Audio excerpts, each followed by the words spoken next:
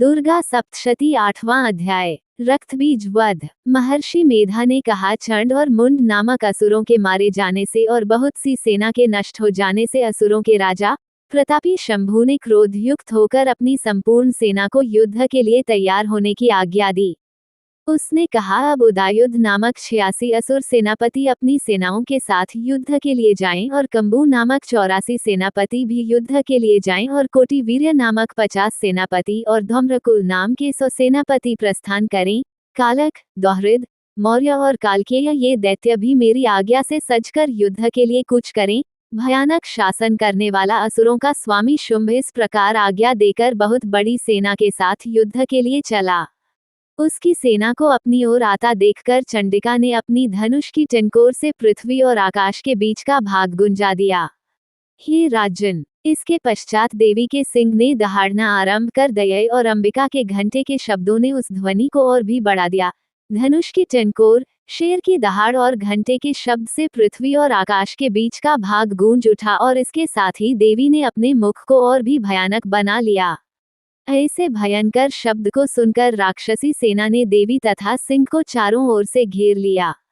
हे राजन, उस समय दैत्यों के नाश के लिए और देवताओं के हित के लिए ब्रह्मा, शिव, कार्तिकेय, विष्णु तथा इंद्र आदि देवों की शक्तियां जो अत्यंत पराक्रम और बल से संपन्न थी, उनके शरीर से निकलकर उसी रूप में चंडिका देवी के पास गई।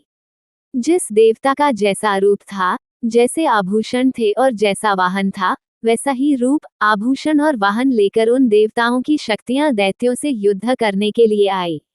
हंस युक्त विमान में बैठकर और रुद्राक्ष की माला तथा कमंडलू धारण करके ब्रह्मा जी की शक्ति आई।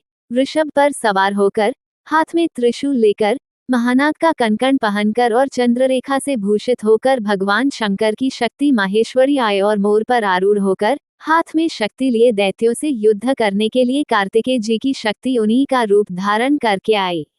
भगवान विष्णु की शक्ति गरुड़ पर सवार होकर शंख, चक्र, श्रांग, गदा, धनुष तथा खंडक हाथ में लिए हुए आई। श्रीहरि की शक्ति वाराही, वाराह का शरीर धारण करके आए और नरसिंह के समान शरीर धारण करके उनकी शक्ति नारसिंही भी आई।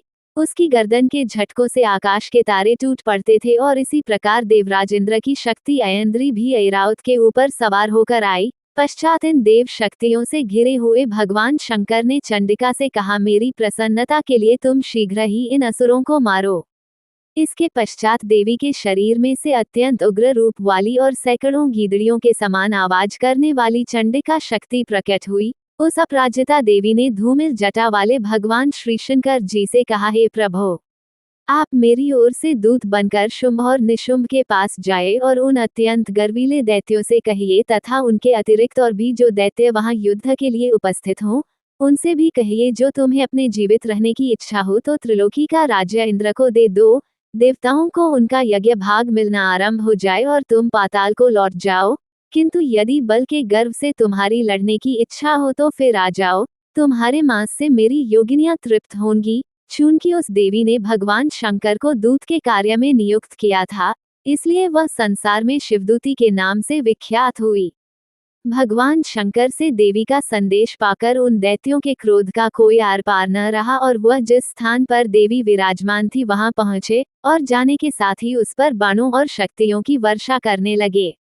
देवी ने उनके फेंके हुए बाणों, शक्तियों, त्रिशूल और फरसों को अपने बाणों से काट डाला और काली देवी उस देवी के साथ आगे खड़ी होकर शत्रुओं को त्रिशूल से विदीर्ण करने लगी और खटवांग से कुचलने लगी। ब्राह्मणी जिस तरफ दौड़ती थी, उसी तरफ अपने कमंडलू का जल छिड़क कर दैत्यों के वीर्य व बल को नष्ट कर देती थी और इसी प्रकार माहेश्वरी त्रिशूल से, वैष्णवी चक्र से और अत्यंत कोप वाली कौमारी शक्ति द्वारा असुरों को मार रही थी और ऐद्री के बाजू के प्रहार से सैकड़ों दैत्य रक्त की नदियां बहाते हुए पृथ्वी पर सो गए। वाराही ने कितने ही राक्षसों को अपनी थूथन द्वारा मृत्यु के घाट उतार दिया। दाढ़ों के अग्रभाग से कितने ही राक्षसों की छाती को चीर डाला और चक्र की चोट से कितनों ही को विदीर्ण करके धरती पर डाल दिया। बड़े 2 राक्षसों को नारसिंही अपने नखों से विदीर्ण करके भक्षण कर रही थी और सिंहनाद से चारों दिशाओं को गुंजाती हुई रणभूमि में विचर रही थी। शिवदूती के प्रचंड अट्टहास से कितने ही दैत्य भयभीत होकर पृथ्वी पर गिर पड़े और उनके गिरते ही वो उनको भक्षण कर गई। इस तरह क्रोध में भरे हुए मातृगणों द्वारा नाना प्रकार के उपायों से बड़े बड़े असुरों को मरते हुए देखकर राक्षसी सेना भाग खड़ी हुई और उनको इस प्रकार भागता देखकर रक्तबीज नामक महापराक्रमी राक्षस क्रोध में भरकर युद्ध के लिए आगे बढ़ा। उसके शरीर से रक्त की बूंदें पृथ्वी पर जैसे ही गिरती थी तुरंत वैसे ही शरीर वाला तथा वैसा ही बलवान दैत्य पृथ्वी से उत्पन्न हो जाता था। रक्तबीज गदा हाथ में लेकर ऐद्री के साथ युद्ध करने लगा। जब ऐद्री शक्ति ने अपने वज्र से उसको मारा तो घायल होने के कारण उसके शरीर से बहुत सा रक्त बहने लगा और उसकी प्रत्येक बूंद से उसके समान ही बलवान तथा महापराक्रमी अनेकों दैत्य भयंकर रूप से प्रकट हो गए। वह सबके सब दैत्य बीज के समान ही बलवान तेज वाले थे। वह भी भयंकर अस्त्र शस्त्र लेकर देवियों के साथ लड़ने लगे। जब ऐद्री के वज्र प्रहार से उसके मस्तक पर चोट लगी और रक्त बहने लगा तो उसमें से हजारों ही पुरुष उत्पन्न हो गए।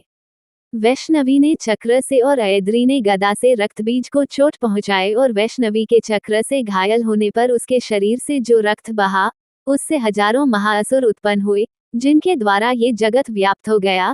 कौमारी ने शक्ति से, वाराही ने खड्ग से और माहेश्वरी ने त्रिशूल से उसको घायल किया।